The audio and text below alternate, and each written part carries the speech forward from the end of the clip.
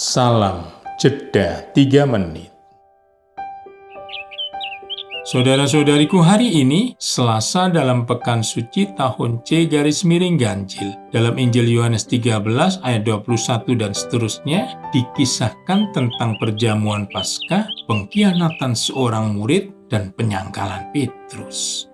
Pertama, dari kisah Injil akhirnya diketahui bahwa murid yang berkhianat itu adalah Yudas anak Simon Iskariot, ayat 26-27.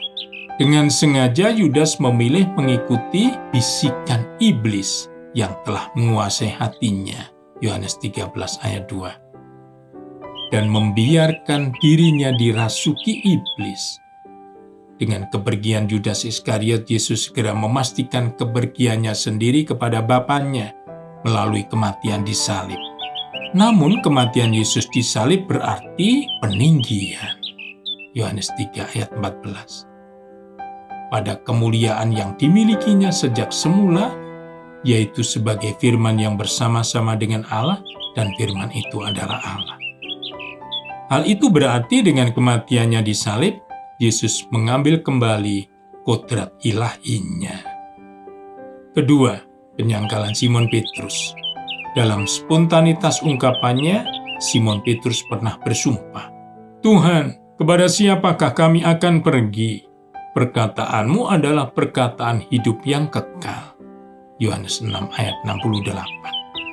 Untuk meyakinkan kesetiaannya kepada Yesus, Simon Petrus berjanji, "Aku akan memberikan nyawaku bagimu."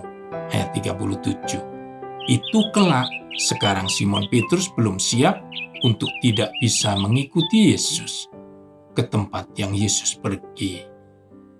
Pada saat mengikuti pengadilan Yesus secara sembunyi-sembunyi, Simon Petrus akan terbukti menyangkal identitasnya sebagai pengikut Yesus hingga 3 kali. Sungguh memalukan ketika dia sangat ketakutan terhadap keluarga dari hamba Imam Agung yang telinganya pernah dipotong dengan ketajaman pedangnya.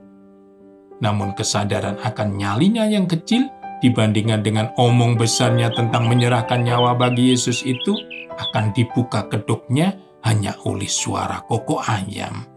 Yohanes 18:27. Kelak, Simon Petrus akan mati demi Kristus. Dengan cara disalibkan, posisi kepala terjungkir ke bawah di Bukit Vatikan. Jadi, Yesus mengubah pengkhianatan Yudas Iskariot menjadi jalan untuk kembali dalam kemuliaan Bapanya, mengambil kembali kodrat ilahinya. Yesus mengubah penyangkalan Simon Petrus menjadi loyalitas setia sampai mati. Pesan Injil hari ini, di tengah fakta yang nyata-nyata buruk, menghadapi pengkhianatan dan penyangkalan, ternyata selalu bisa ditemukan benih-benih yang baik, yang berguna, bahkan indah.